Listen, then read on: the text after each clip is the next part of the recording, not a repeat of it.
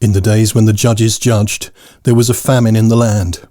A certain man of Bethlehem, Judah, went to live in the country of Moab with his wife and his 2 sons. The name of the man was Elimelech, and the name of his wife Naomi. The name of his 2 sons were Mahlon and Chilion, Ephrathites of Bethlehem, Judah. They came into the country of Moab and lived there.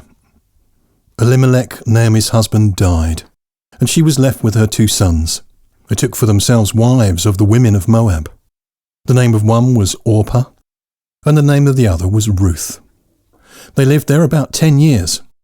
Mahlon and Chilion both died, and the woman was bereaved of her 2 children and of her husband. Then she arose with her daughters-in-law, that she might return from the country of Moab, for she had heard in the country of Moab how Yahweh had visited his people in giving them bread. She went out of the place where she was, and her 2 daughter-in-laws with her. They went on the way to return to the land of Judah. Naomi said to her 2 daughters-in-law, "Go, return each of you to her mother's house.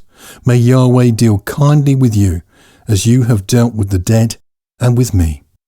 May Yahweh grant that you may find rest, each of you, in the house of her husband." Then she kissed them, and they lifted up their voices and wept. They said to her, "No, but we will return with you to your people." Naomi said, "Go back, my daughters. Why do you want to go with me? Do I still have sons in my womb, that they may be your husbands? Go back, my daughters, go your way, for I am too old to have a husband. If I should say, I have hope, if I should even have a husband tonight, and should also bear sons, would you then wait until they were grown? Would you then refrain from having husbands? No, my daughters, for it grieves me seriously for your sakes, for Yahweh's hand has gone out against me." They lifted up their voices and wept again. Then Orpah kissed her mother-in-law, but Ruth stayed with her. She said, "Behold, your sister-in-law has gone back to her people and to her God. Follow your sister-in-law." Ruth said, "Don't urge me to leave you and to return from following you. For where you go, I will go, and where you stay, I will stay. Your people will be my people, and your God, my God. Where you die, I will die, and there I will be buried. May Yahweh do so to me, and more also, if anything but death parts you and me." When Naomi saw that she was determined to go with her, she stopped urging her. So they both went until they came to Bethlehem. When they had come to Bethlehem, all the city was excited about them, and they asked, "Is this Naomi?" She said to them, "Don't call me Naomi, call me Mara, for the Almighty has dealt very bitterly with me. I went out full, and Yahweh has brought me home again empty. Why do you call me Naomi, since Yahweh has testified against me, and the Almighty has afflicted me?" So Naomi returned, and Ruth the Moabitess, her daughter-in-law, with her, who returned out of the country of Moab.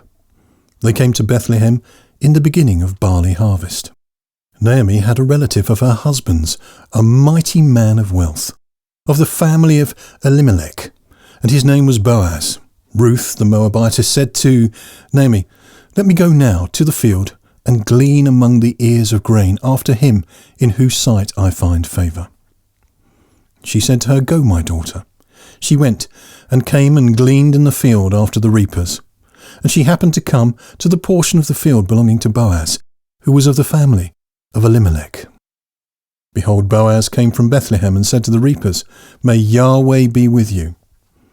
They answered him, "May Yahweh bless you." Then Boaz said to his servant who was set over the reapers, "Whose young lady is this?" The servant who was set over the reapers answered, "It is the Moabite lady who came back with Naomi out of the country of Moab. She said, 'Please let me glean and gather after the reapers among the sheaves.' So she came, and has continued even from the morning until now, except that she rested a little in the house." Then Boaz said to Ruth, "Listen, my daughter, don't go to glean in another field, and don't go from here, but stay here close to my maidens. Let your eyes be on the field that they reap, and go after them. Haven't I commanded the young men not to touch you? When you are thirsty, go to the vessels, and drink from that which the young men have drawn." Then she fell on her face, and bowed herself to the ground, and said to him, "Why have I found favour in your sight, that you should take knowledge of me, since I am a foreigner?" Boaz answered her, "I've been told about what you have done for your mother-in-law since the death of your husband, and how you have left your father, your mother, and the land of your birth, and have come to a people that you didn't know before. May Yahweh repay your work, and a full reward be given to you from Yahweh, the God of Israel, under whose wings you have come to take refuge." Then she said, "Let me find favour in your sight, my lord, because you have comforted me, and because you have spoken kindly to your servant, though I am not as one of your servants." At mealtime Boaz said to her, "Come here and eat some bread and dip your morsel in the vinegar." She sat beside the reapers, and they passed her parched grain. She ate, was satisfied, and left some of it. When she had risen up to glean, Boaz commanded his young men, saying, "Let her glean even among the sheaves, and don't reproach her. Also pull out some for her from the bundles, and leave it. Let her glean, and don't rebuke her." So she gleaned in the field until evening, and she beat out that which she had gleaned, and it was about an ephah of barley. She took it and went into the city. Then her mother-in-law saw what she had gleaned, and she brought out and gave to her that which she had left, after she had enough. Her mother-in-law said to her, "Where have you gleaned today? Where have you worked? Blessed be he who noticed you." She told her mother-in-law with whom she had worked.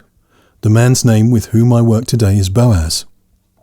Naomi said to her daughter-in-law, "May he be blessed by Yahweh, who has not abandoned his kindness to the living and to the dead." Naomi said to her, "The man is a close relative to us, one of our near kinsmen." Ruth the Moabitess said, "Yes, he said to me, 'You shall stay close to my young men until they have finished all my harvest.'" Naomi said to Ruth her daughter-in-law, "It is good, my daughter, that you go out with his maidens, and that they not meet you in any other field." So she stayed close to the maidens of Boaz to glean to the end of barley harvest and of wheat harvest, and she lived with her mother-in-law. Naomi, her mother-in-law, said to her, "My daughter, shall I not seek rest for you, that it may be well with you? Now isn't Boaz our kinsman, with whose maidens you were? Behold, he will be winnowing barley tonight on the threshing floor. Therefore wash yourself, anoint yourself, get dressed, and go down to the threshing floor. But don't make yourself known to the man until he has finished eating and drinking. It shall be, when he lies down, that you shall note the place where he is lying.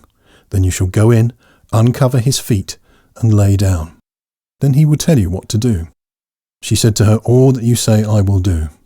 She went down to the threshing floor and did everything that her mother-in-law told her. When Boaz had eaten and drunk, and his heart was merry, he went to lie down at the end of the heap of grain. She came softly, uncovered his feet, and laid down. At midnight the man was startled, and turned himself. And behold, a woman lay at his feet. He said, "Who are you?" She answered, "I am Ruth your servant. Therefore spread the corner of your garment over your servant, for you are a near kinsman." He said, "You are blessed by Yahweh, my daughter. You have shown more kindness in the latter end than at the beginning, because you didn't follow young men, whether poor or rich. Now, my daughter, don't be afraid. I will do to you all that you say, for all the city of my people knows that you are a worthy woman. Now it is true that I am a near kinsman. However, there is a kinsman nearer than I. Stay this night, and in the morning, if he will perform for you the part of a kinsman, good. Let him do the kinsman's duty.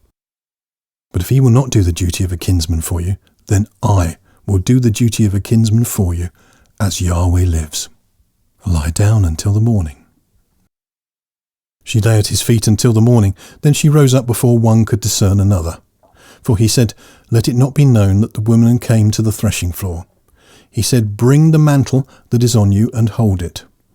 She held it, and he measured 6 measures of barley, and laid it on her, and he went into the city.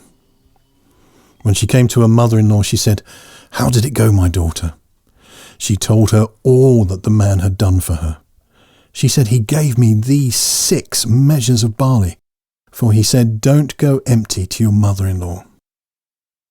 Then she said, "Wait, my daughter, until you know what will happen, for the man will not rest until he has settled this today." Now Boaz went up to the gate and sat down there. Behold, the near kinsman of whom Boaz spoke came by. Boaz said to him, "Come over here, friend, and sit down." He came over and sat down. Boaz took 10 men of the elders of the city and said, "Sit down here."